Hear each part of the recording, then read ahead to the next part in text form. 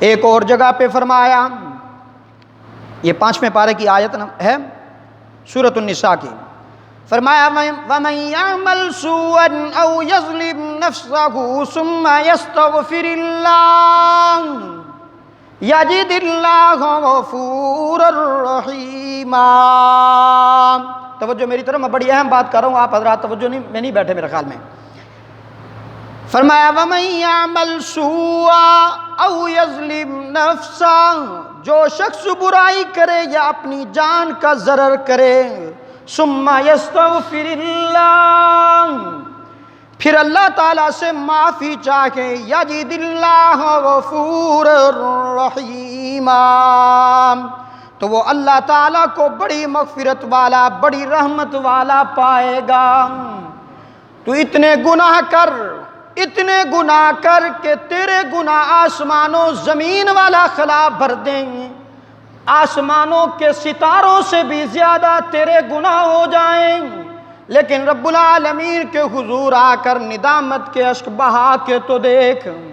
ایک حدیث قدسی ہے، کئی مرتبہ سنائی ہے میں نے، حدیث قدسی میں آتا ہے ایک وہ بوڑھا گناہگار جس نے ساری زندگی بغاوت میں گزار دی، فرمایا بازا بازا ہر آنچ ہستی باز این درگاہ ماں درگاہ نا امیدی نیست، صد بار اگر توبہ شکستی باز او گنہگار، او خطاکار، او سیاکار جس نے ساری زندگی بغاوت میں گزار دی، جوانی کا نشہ تھا، شباب کی مستی تھی، دولت کی فراوانی تھی، برادری اور معاشرے میں ایک سٹیٹس تھا، ایک مقام تھا، ایک سٹنڈر تھا، کبھی بھی اللہ کے حضور سجدہ ریز نہیں ہوا۔ اب زندگی کی شام ہو گئی، آنکھوں سے بینائی چلی گئی، کانوں سے سنوائی چلی گئی، دماغ شل ہو گیا، کمر بھی جھک گئی،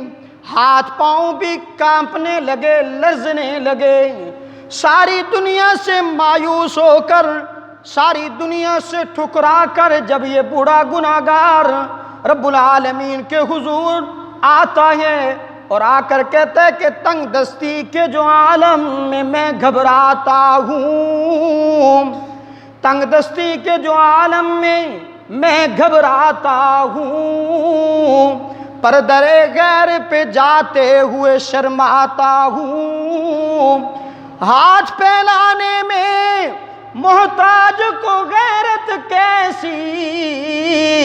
شرم اتنی ہے کہ بندہ تیرا کہلاتا ہوں۔ الہ العالمین دامن میں ایک بھی خوبی نہیں، ایک بھی نیکی نہیں، ساری دنیا ساری زندگی گناہوں میں گزار کر دامن خالی لے کر تیرے دروازے پہ آیا ہوں، لیکن آج اگر تیرے دروازے پہ نہ آؤں تو کہاں جاؤں؟ تیرے علاوہ تو کوئی سننے والا نہیں، تیرے علاوہ تو کوئی جاننے والا نہیں۔ اللہ ساری زندگی گناہوں میں گزارنے کے بعد آج تیری رحمت کی امید لیتے ہوئے تیرے دروازے پہ آیا ہوں۔ حدیث قدسی کے اندر آتا ہے، رب العالمین نے فرمایا میرے محبوب جب یہ بوڑھا گناہگار میرے دروازے پہ آتا ہے تو مجھے اس کے سفید بالوں سے حیا آتی ہے اور میں اس کو معاف فرما دیتا ہوں۔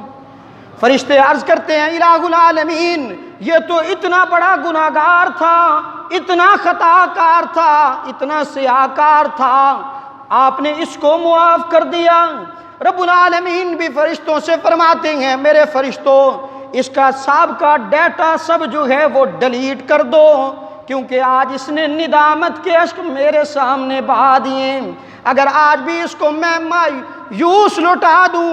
آج بھی اس کو معاف نہ کروں تو یہ کہاں جائے گا، کس سے جا کر مانگے گا، اس لیے میں اس کو معاف کر دیتا ہوں۔ اور صرف معاف بھی نہیں، توجہ کرنا بڑا الحمدللہ، دنیا میں اگر ماں ناراض ہو جائے بیٹے سے تو بیٹا جب آ جائے، دیر سے آئے اور آ کر کہہ دے کہ اماں مجھے معاف کر دے، تو ماں کہہ دیتی ہے کہ اب تک کہاں تھا اور یہ جرم کیا کیوں ہے؟ رب العالمین نہیں فرماتے میرے بندے اب تک کہاں تھا اور اب کیوں آیا، اتنی دیر کیوں کر دی، اور یہ بھی نہیں کہتے یہ جرم کیوں کیا تھا۔ یاد رکھیے گا، شیطان ایک دن اللہ کے حضور آنسو بہاتا ہے۔ کب؟ جب انسان توبہ کرتا ہے، ندامت کے اشک بہاتا ہے، انسان اللہ کا بندہ جب اللہ کے حضور آنسو بہاتا ہے تو شیطان روتا ہے کہ میں اکیلا جہنم میں جاؤں گا، یہ تو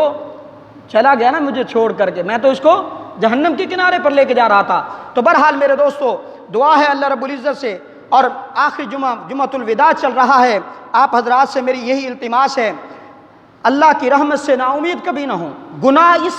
اس نظریے پہ نہ کریں کہ میں گناہ کر لوں پھر توبہ کر لوں، نہیں، گناہ ہو جاتا ہے، انسان گناہ گار ہے۔ حدیث پاک میں آتا ہے التائب الذنب کمن لا ذنب لہ، جو توبہ کرنے والا ایسا ہے جیسے اس نے کبھی گناہ کیا ہی نہیں ہو۔ توبہ کرنے والا ایسا ہے جیسے گناہ کبھی کیا ہی نہ ہو۔ اور اسی طرح فرمایا بہتر